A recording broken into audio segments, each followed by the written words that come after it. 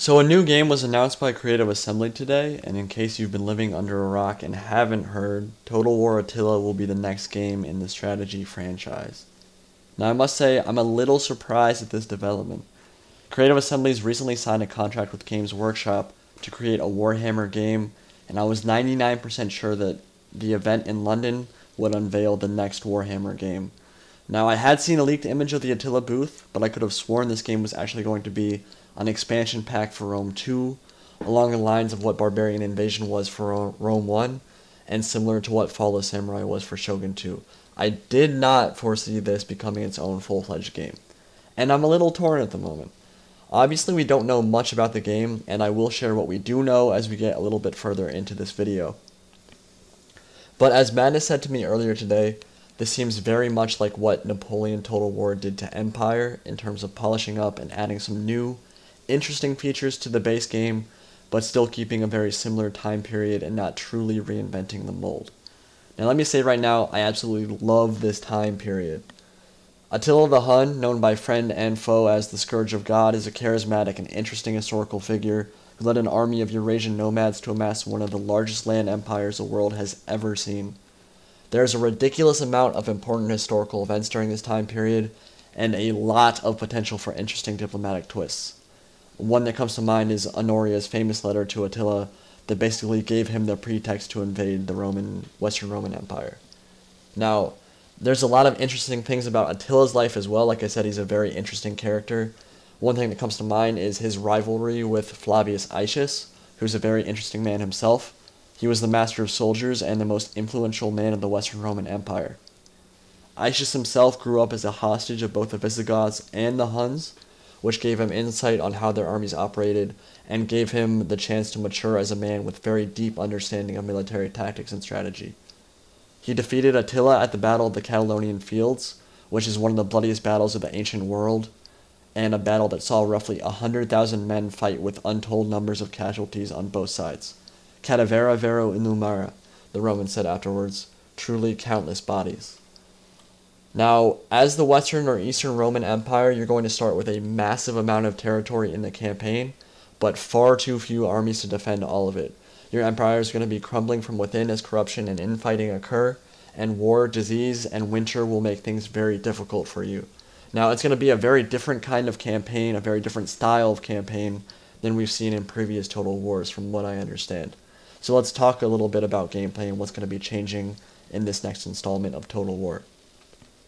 So apparently, the campaign map is going to be much more fluid, dynamic, and far less rigid and less prone to becoming stale as other campaigns in previous Total War games. This is because as the years pass in the campaign, Europe begins to get colder, the winters get longer, and they start to take a toll on the continent's northern regions.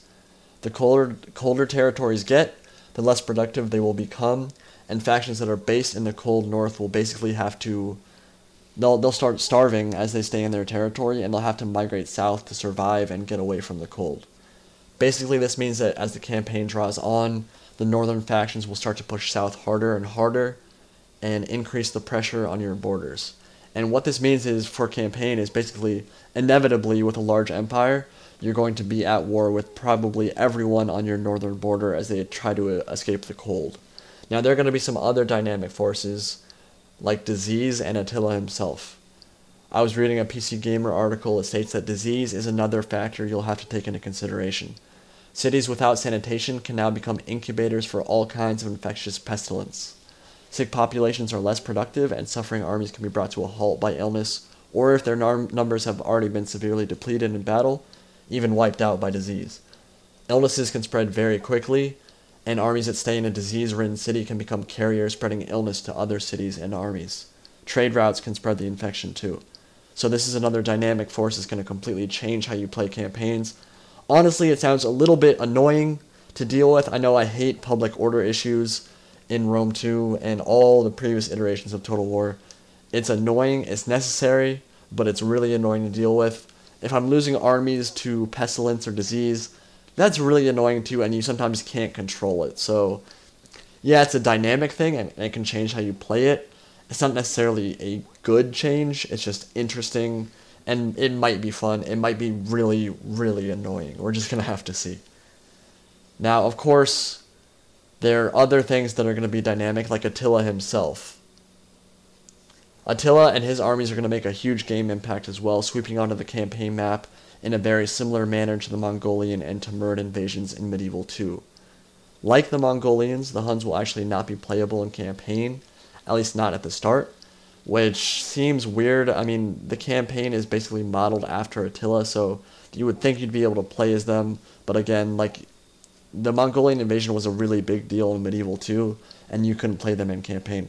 I'm willing to bet you can play them in multiplayer, but it seems like CA's already confirmed they will not be playable in campaign, so I guess that's an interesting decision. And yeah, basically all these new features make the campaign map alive in a way it's never been seen before. It's going to force you to react to northern incursions, set up quarantines, deal with winter famine, just deal with a bunch of problems you've never had to deal with before. And the campaign map is going to be very dynamic. So that makes for different kinds of campaigns. Sometimes it's going to piss you off. Sometimes it's going to piss the enemy off. If it's balanced and well done, it could be really cool. It could be really trash and really annoying. We'll just have to see. The game, I believe, is being released early next year, and I believe it's also on the Warscape engine, so some of these changes I don't know how they're going to make happen. Like, one that I'll talk about right now, I'm not sure how they'll make happen with the same engine. Sieges are going to be playing out differently now, apparently. Barricades that can funnel enemy armies into certain choke points can be set up in the deployment zone, and this is what I was talking about in terms of whether Warscape could handle it. Dynamic fires can spread from flaming arrows or projectiles, burning down walls, buildings, and soldiers.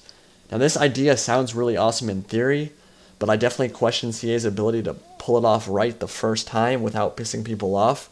Like, I'm just imagining right now at the top of my head, like a whole city burning down and a player losing like half of his units just because some random AI archer shot like one fire arrow, and it just like burned down half his army. I feel like balancing that could be weird. I love the idea of a fire spreading naturally and behaving like a fire would in real life, spreading in random directions to wooden structures and just taking whole cities down with it. But it has to be done appropriately. If it's just killing your army every time, again, that can be a really annoying, immersion-breaking thing that you don't want to deal with. So, I don't know. We'll see how that goes. I know MSAA, multi-sample anti-aliasing, is returning, and so is the family tree. Both were noticeably absent in Rome 2, and many will be happy to hear that news. I know I was. And that all sounds really good. Could this have been made into a $25 expansion for Rome 2 like Fall of Samurai was for Shogun 2? I think so. Now, again, we don't know all the new gameplay elements. We don't know all the new features and factions and units that are getting put into the game. And we're a long way from release. It's being released next year, so I'm pretty excited. I will be purchasing it, even if it is a full $60 and it's its own full-fledged game. It seems like that's the way CA is releasing it. I don't think it's an expansion for Rome 2, because they would have said that already, I think. But, again, could it have been a $25 expansion? Maybe. We'll just have to wait, see how things progress. I'm excited for the game, and I want to know what all of you think of it.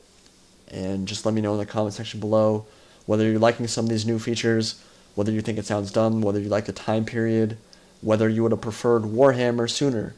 What I'm guessing is that they're going to make this game, and because it's on a similar engine to Rome 2, and very similar units and stuff to Rome 2, they're not going to have to put as much work into it, and just going to kind of tie us over until the next true release, like Warhammer or something like that. Kind of like Assassin's Creed Brotherhood, in between Assassin's Creed 2 and Assassin's Creed 3, that kind of thing. I think it might be similar to that, so we'll just have to see. I'm excited for the game. Let me know what you guys think of it, and I will talk to you all later. Indie Pride, signing out.